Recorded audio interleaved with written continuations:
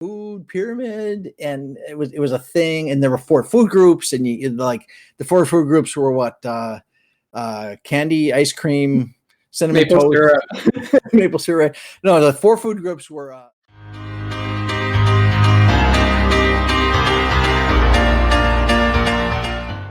Hi, everybody. Welcome back into Bufnagle, the podcast. I'm Zach. As always, I'm joined by Rafe. Rafe, how are we doing today? Zach, I've had a history of autumns that go back to the 1960s, and I've had a lot of wonderful autumn days and a lot of terrible autumn days. And I tell you, for November, what is today? 8th, 7th, 8th, November something. This is one of the finest autumn days I can remember. Beautiful sunshine, warm temperatures, but not hot. Crisp leaves blowing down the road. It was a fantastic day. It's wonderful. I am fantastic. Thank you. All right. Well, that is fantastic to hear as we get started on recording this over in the Bufnagle world headquarters of America. That is where we are. And let me remind you, Zach, today's episode is get this, brought to you by our wonderful sponsors, the people over at an Etsy shop called Olive and Branch Shop. OLIVEANDBRANCH shop. SHOPPE. Olive and Branch Shop. Order your Etsy kinds of things from them, and tell them when you order that you heard of them from us. And actually, make sure the order is filled first, and then tell them, because if you tell them that you came from us, that might not help. So please make sure you support our sponsors over at Olive and Branch Shop on the Etsy page. And a big thank you to them for sponsoring us, and a thank you to our listeners too. We would not be anything we would still be 2 guys talking about stuff, but we wouldn't have anybody to listen without you guys. So thank you to all our listeners out there. We interact with a number of you on a regular basis, so we really appreciate that. Remember, as always, you can reach us at bufnagle@bufnagle.com. You can, if Zach screws something up and gets us in trouble legally, send notes to legal@bufnagle.com. And as always, we're on Twitter @bufnagle. All right, that's fantastic here. Going back to that sponsor, do they get an added discount, or do they get like a reverse discount of like, here's $15 extra that you have to pay for dealing with us? I think that's how it goes. And that's why I warned them to not tell where they came from until the order is complete, because they might charge them extra if they know where they came from. And speaking of screw ups like that, we make it a point here to try to get things right. Emphasis on the word try. Every now and then we get things wrong. A couple weeks ago, we had discussion of GPS. And although the fundament of that conversation was spot on, I was in error, and I was alerted by one of our astute listeners that the GPS satellites are indeed not in geosynchronous orbit, but they are just in orbit. And they all kind of whiz around they don't hit each other, but they're all zooming around up there. They're not geosynchronous. What was that? They use science to stay. There's a lot of science, and what else is on top of that science, Zach, is there's some mathematics too. And the science and math things go hand in hand. What do they say? Mathematics is the language with which God hath written the universe. So they are not geosynchronous, but they are up there, and they're moving really fast, and the gravity's low, and Einstein's making all the clocks run at the right rate.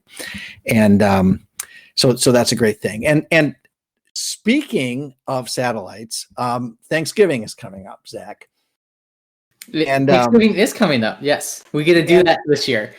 And Zach's going to be joining us. We're heading to visit one of the Bufnagle podcast Big Brain Smart Heads in North Carolina, and we'll be bringing you some special Thanksgiving episodes. But Thanksgiving to me, Thanksgiving special by Bufnagle, the Thanksgiving special. There we go. Yeah, we're working on the branding here. That's not a problem. Thanksgiving reminds me of 3 things, Zach. It reminds me of football. Okay. It reminds me of family, and it reminds me of eating. And eating is pretty important, and we're all interested in staying healthy and fit. And our leader in the clubhouse in Healthy and Fit, although it sounds like it might be me, I have a body built for radio, and Zach spends a little bit more time being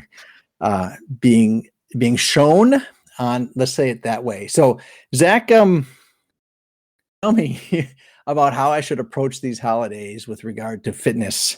Well, I'm one really good at eating. I think it's one of my special skills I always list on my resume so everyone knows what I'm about. I think there's a quote from high school, and it was somebody was introducing me as I was at the buffet table, and they're like, "Oh, that's Zach. He's a really good eater." Yeah, that's, I did have a friend who was introduced he was introduced by a parent of a friend of his that this is Jeff. He's a big eater. So Zach is not just a big eater; he's a good eater. But Zach, you're not. I have to say this: you are not willy-nilly about eating. You are focused and direct, and you base your eating on thought and wisdom and principle. Tell us about those things. Yeah, so you mentioned principle, and I think that's actually a really good place to start, especially on the dieting side, as that's something I've worked on a lot over the past 3 to 5 years. And we can talk more about the fitness as well as we go on, but I'm going to focus more on that dieting, that health idea, and those principles. And my biggest principle is I want to eat stuff that tastes good, that's good for me on the relative basis. I really like donuts and ice cream, so I'm not going to take those out of my life just because I want to be healthy. I'm going to work those into my life because, it's more fun to have donuts and ice cream in your life, but I'm going to understand that those principles that I can't just have donuts and ice cream all the time. I like having sweet potatoes and chicken and having fun with all my food. So is that like, that's the pretty much that those are the two. I want it to taste good, but I want it to be good for me. Is there any like, I know that some people say that eating well seems expensive, and you don't want to be spending $1 bajillion having to buy like special beef from like Iceland or something like that. You need to have. So is that a principle you take up too, or is that tertiary and you don't worry about it? I think it gets there, but I mean, avocados, they kind of get expensive, so you have to be smart about how you buy your avocados. That's kind of something that is in the back of my brain when I do stuff like that. You don't just buy food that you want. You're cautious and you budget so you budget not only calories and food types, but also dollars. Yeah. And I think going into budget, and one of the reasons my diet has shifted to what it has been is because of the budgeting of the monetary component. About 3 years ago now, I cut beef out of my diet because 1, it was more expensive than chicken. 2, I didn't enjoy as much cooking it. And 3, whenever I ate it, I felt bad. So that kind of violates pretty much all your principles. It doesn't taste good to you. It's not good for you, and it's expensive. Now, does that mean that there's no room in anybody's diet for beef, or are you? If you want your diet to contain beef, go for it. But understand that people's bodies react differently to different food. I think that's a big thing we've seen in this health space with ideas of like healthy challenges of what happens when you cut something out of your diet and then you reintroduce it later. Is your body like, okay, cool, I can deal with this, and you move on? Or is it just like, this doesn't feel right, I did something, I need to go back? All right, so you mentioned these challenges.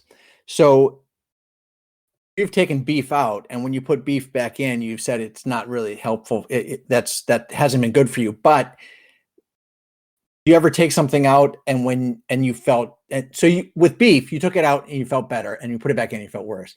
Sometimes I'm sure you take something out, you feel worse, you put it back in, you feel better.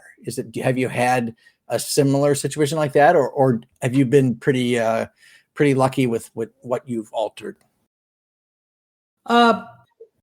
There's this middle ground that kind of is what I dealt with. About 2 years ago, I did a month where I didn't have any dairy, which meant I didn't have any ice cream, which is a long time for me to not have ice cream.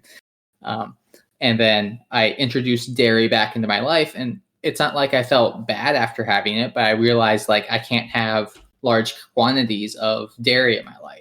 So I realized, and I looked at my diet, I'm like, the dairy I want in my life is ice cream. I don't need milk or cheese or those type of things added on. So I shifted to almond milk is my main source of milk or liquid now, which I use in my smoothies. And then I pretty much don't have cheese. All right. So that's, a lot of people say that, and dairy is one of those things, if I understand this right, that, when we're all babies, that's the way to eat is dairy. But over time you get, at least most people develop a lactose intolerance. And I guess evolutionarily and developmentally, we ought to develop that because, we shouldn't be getting milk when we're getting older. But we invented cows, and cows and goats and llamas. Well, other things can give us milk as well. And we've created this a whole industry around dairy, which has granted us ice cream. And that is the one thing that is that's a big one for me is the ice cream. I'm a big fan of ice cream, but we're going to come around to that a little later in the show. There's a piece of the ice cream world that is off limits for me, but we'll come back to that. So, okay, I want to go back to the principles here. So you have these three principles: taste good for me, and not too expensive. So how does that affect, so are you like one of these like food Nazis that you're really careful about how you eat, or do you just make sure that as long as you're within those parameters, everything's good? I think the food Nazi and the really strict dieting is really limiting from especially a mindset point of view, and you can get trapped in the negative of it. I like that, it's the same way I coach rugby, I play rugby, and I associate all these other things. There's this framework. If you operate within the framework, everything's great. The moment you deviate from the framework, if you don't have a reason to justify why you're doing it, it's wrong. And I kind of use that in my health and dieting life as well. So I kind of don't have a lot of grains, and I kind of replace that with potatoes and sweet potatoes because sweet potatoes are awesome. All right, well, that's okay. So I'm going to hold that little thought about the sweet potatoes because I do want to come back to that because you and I have this running discussion about sweet potatoes and where they sit in the world of food. But so when I was a kid, we had this food pyramid, and it was a thing, and there were 4 food groups, and the 4 food groups were what candy, ice cream, cinnamon toast, maple syrup. No, the 4 food groups were they were pretty much the way I remember it. They were fruits and vegetables, meats, dairies, and carbs is pretty much what it boiled down to. And maybe fats in there as well.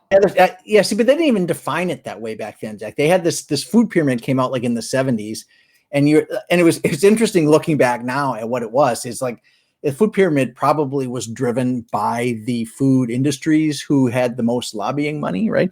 But the idea was like, grains and starches and carbs at the bottom, and then a little bit of dairy, and then meat and vegetables and fruits, and you had this, I guess. As Americans, we eat too much meat, I think, generally what we do, and we don't eat enough fruits and vegetables, and we eat way too many donuts. Donuts, and what are those things when you take funnel cakes, right, at the fair, right?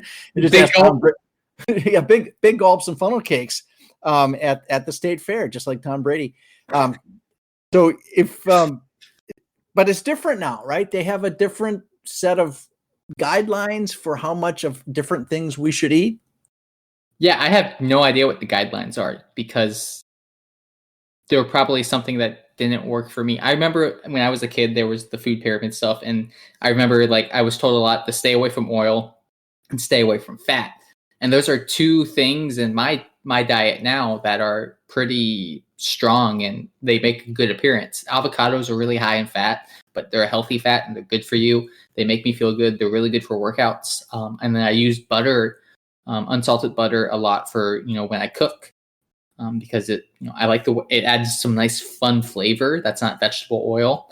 And, I like the way it tastes. It's good for me. I kind of feel like I got a little bit of energy after having it a bit. It works now. for me.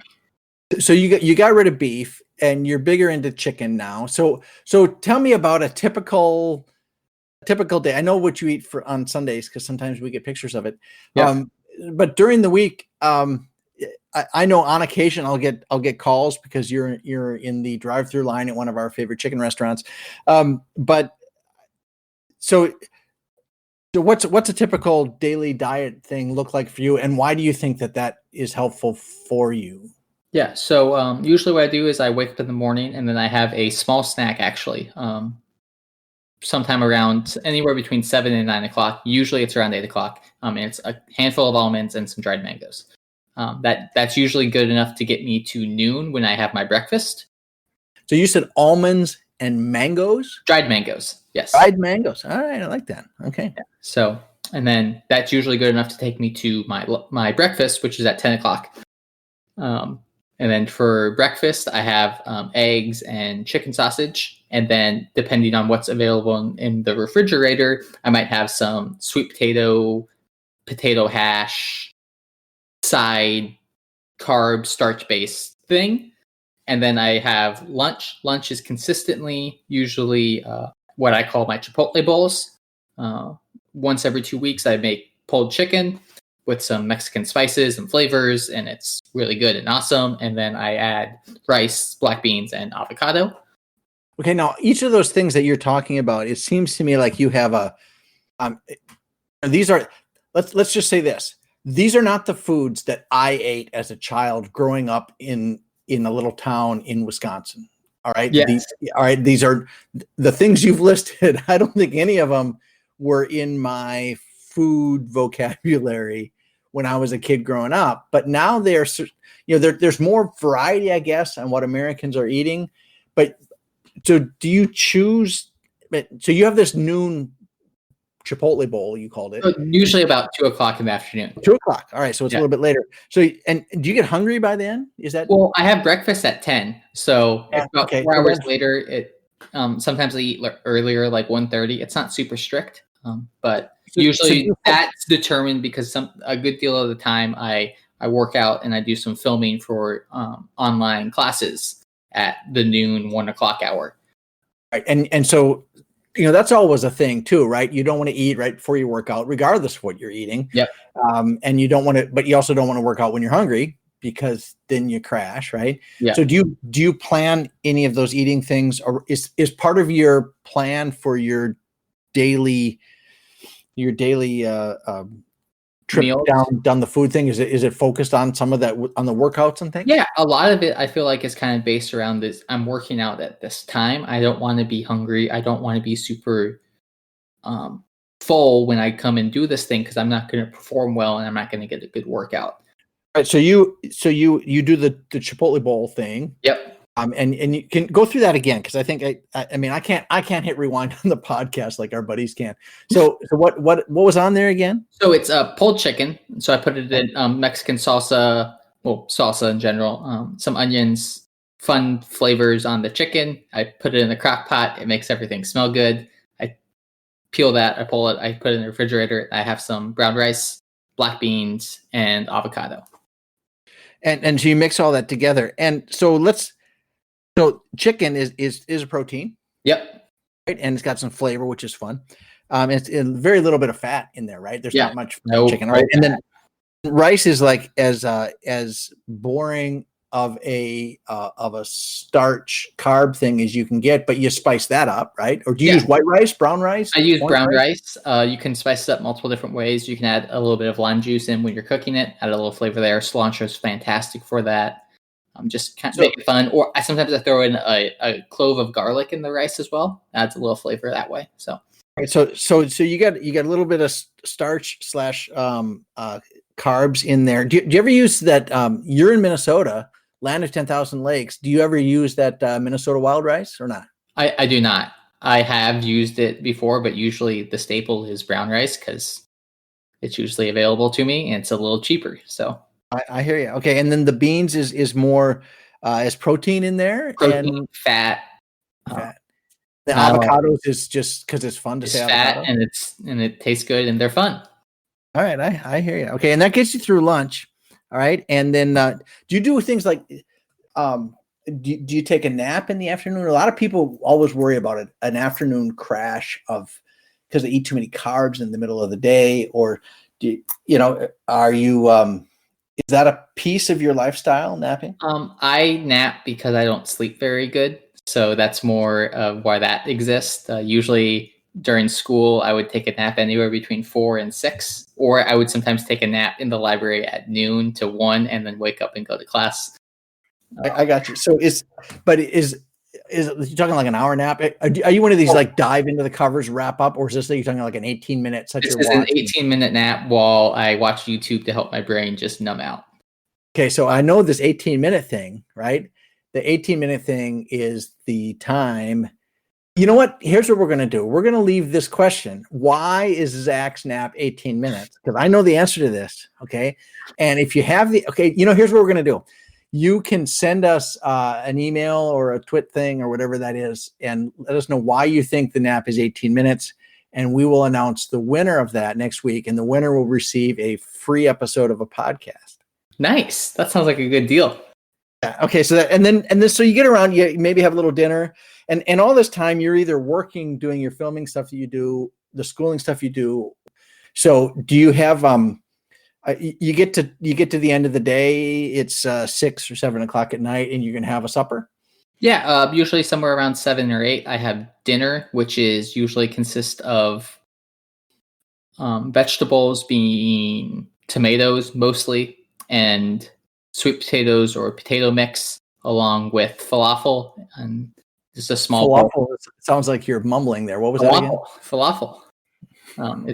It's a fun dish that I like to have. It's a vegetarian, so it's not as much meat consumption for me because I would have a lot of chicken throughout the day, and I kind of want to limit that. All right, so then you have this dinner that's mostly a vegetative thing. Yep. And so now are you getting, would people say you're getting the vitamins that you're supposed to get from your vegetables, and do you get variety? Is there anything that you think you might be missing? Are you getting your vitamin C, your vitamin D? Are you getting? Okay. Yeah, so all of that is kind of just my meals, and that's excluding the fact that every time after I work out, I have a smoothie. And that smoothie is how I consume all my fruits for the day. I also take a vitamin D pill. I put honey in my smoothie because it makes it fun and it tastes good and it prevents cramping. And then I also put protein in a recovery mix I have in there as well. Right, in your smoothies, you mentioned this before, you have almond milk and fruit and ice. Is that the thing? So I'm a smoothie purist, and if you put ice in a smoothie, it's no longer a smoothie, and I don't know what you're making. It's probably a chunky or a lumpy. Yeah, it's not very good. I do almond milk, banana, and then I put in mangoes, strawberries, raspberries. I blend that together, and then I add in my supplemental stuff such as protein powder, recovery mix, chia seeds, honey, and if there's some other fun stuff I have laying around, like a cookie sometimes goes in there as well. Cookies, that's all right. And so I would need to point out to everybody out there listening that Zach does all his own cooking, all right? And he does his own laundry, and he keeps his apartment clean, all right? So these, like, Zach, this should drive you to the top of the eligible illiterate lawyer list, is what I'm thinking. Well, who else is on that list? Well, you're up at the bottom, aren't you? All right. Okay. So, this is I never realized we never really had this conversation. This is interesting. Now, Zach and I have had this conversation about sweet potatoes a number of times, and I am of the belief that sweet potatoes they're an imposter food. They get through life like the Viceroy butterfly does, because he looks like the monarch. All right. So monarch butterflies taste terrible, apparently, to birds, but viceroys taste good. But because the viceroys look like the monarchs, the birds go, "Oh, that's a monarch. I'm not eating that." And it tastes bad. Okay. So sweet potatoes are like that. Okay. So you go to the bakery and there's this pie, and you're like, "Oh my God, look at that. It's a pumpkin pie." And you're excited for it to be pumpkin pie. And you say, "I'll take that pie right there." And you point at it, and you take it home, and you eat it, and you slice it up, and you put it, and you're like, "Oh, this is terrible. This is sweet potato pie." All right. And so they are imposters. Okay. And they also do that. Sweet potatoes also do that with fries. They were like, you're like, "Oh, I'd like the fries." And they were like, "Okay, here are your fries." And they bring the fries out, and you're like, "Oh, look, these are fries." And you put some magic super seasoning salt on them, whatever it is, and you eat them up, and you're like, what is? And you're like, what's wrong with these fries? And they say, well, they're sweet potato fries. And you're like, imposters again. So I think these sweet potatoes, they get through life like riding on the back and on the coattails of other foods that have fully established themselves. And so I'm of the belief that sweet potatoes are an imposter. They're imposter foods. I mean, you're entitled to your own wrong opinion, but all right, I mean, like when you look at like, hey, when you go to a bakery, you're like, hey, I want that pie. You say, hey, I want that pumpkin pie. It's your own fault for not specifying that you want a pumpkin pie. Okay, so why does a pie? Also, the bakery needs to label it as not a pumpkin pie. Oh, see, but you know what? But they make sweet potato pie because they're trying to trick you into buying something that nobody likes, sweet potatoes. All right, and they try to trick. Hey, look, it's a pumpkin pie, and you're like, it's a sweet potato pie, and you just that's not no. That's anyway. That's how I feel about sweet potatoes. I guess they're probably all right if you're like starving to death and there's like nothing left on the planet. You could eat sweet potatoes, but that's that. Zach, anything else you want to tell us? Okay, I'm going to tell you one more thing about nutrition. This is a thing I heard, and I bet you'll agree with this. I read an article by a guy a long time ago, and he said he did a lot of research into nutrition, wrote this big book, and I'm sure you can find this online if you would search for these principles. And he had 3 principles, all right? And his principles were eat real food, not too much, mostly plants, right? Those were his 3 principles. And the real food was the idea, like it should, like if your grandma doesn't recognize it as food, it's probably not food. So like the fruit roll up that doesn't count as food. Okay. And even if it has like, you know, a milligram of vitamin C in it, that's not going to count. All right. And then, not too much. We eat a lot of food, Zach. I mean, a lot of people do supersizing, and the burgers are huge, and the piles of fries, whether they're sweet potato fries or regular fries, they're way too big. We eat way too much food than we need. All right, and we don't eat enough plants. All right, and I have to say, I am one of the worst violators of that. I don't really like to eat the fruits and vegetables. I like the fruits, I think, but not as much the vegetables. So anyway, those are some hints coming into Thanksgiving.